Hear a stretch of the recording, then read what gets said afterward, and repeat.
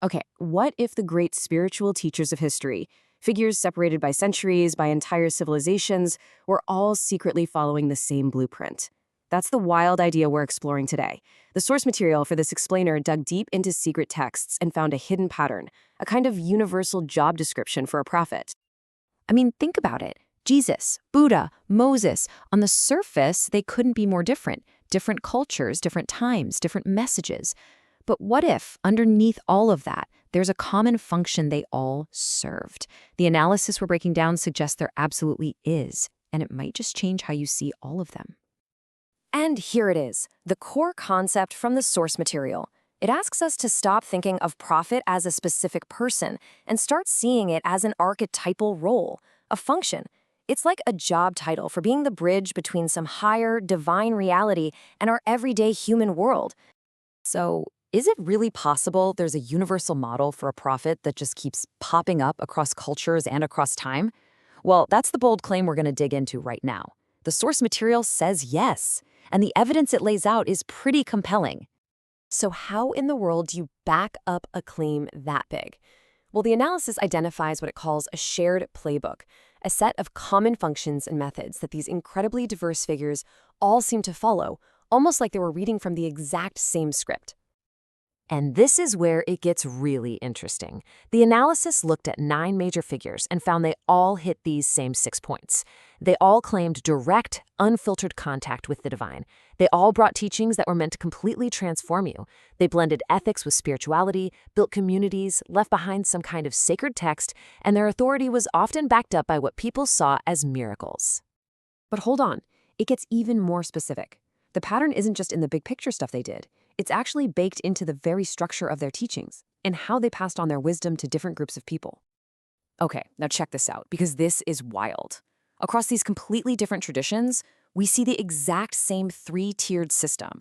You've got an outer teaching for the general public, the easy-to-digest stuff, then an inner teaching for the dedicated students, and finally, a secret esoteric teaching reserved only for the true inner circle. It's the same pattern, again and again. This shared playbook gets even more detailed. The analysis uncovered another layer, and honestly, this might be one of the most surprising findings of all. It's a universal tool they all seem to have in their toolkit. And that tool is tongues. Now, before you jump to conclusions, this isn't just about one specific religion. The source finds this phenomenon, this idea of a sacred, divine, or non-ordinary speech, popping up everywhere. From Hebrew and Greek to Arabic and Sanskrit, it's presented as a universal pattern. The analysis here is pretty radical. It doesn't see this as just talking. It actually frames it as a consciousness technology. The idea is that these sacred sounds are like vibrational keys, designed to bypass our logical, everyday brain and directly transmit spiritual data, unlocking deeper states of mind. So what's the point of this technology? Well, it's meant to kickstart altered states of consciousness. It acts like a carrier wave for ideas that you just can't put into normal words. It serves as a kind of doorway to higher awareness. Essentially, it's a tool for transmitting consciousness itself, not just information. Okay, so let's put this all together. If these figures used a similar playbook, a 3-tiered teaching structure, and even a kind of secret language, what was the ultimate message? What was the one big truth they were all trying to deliver? The analysis boils it all down to a few core ideas, starting with this one. The source interprets this not as a physical place you go to when you die, but as an awakened state of consciousness that is available to every single one of us right here and right now. And then there's this profound statement.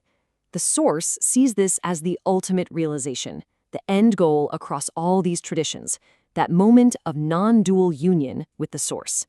The illusion that you are a separate self, cut off from the divine, just dissolves. And maybe most powerfully of all, you have this.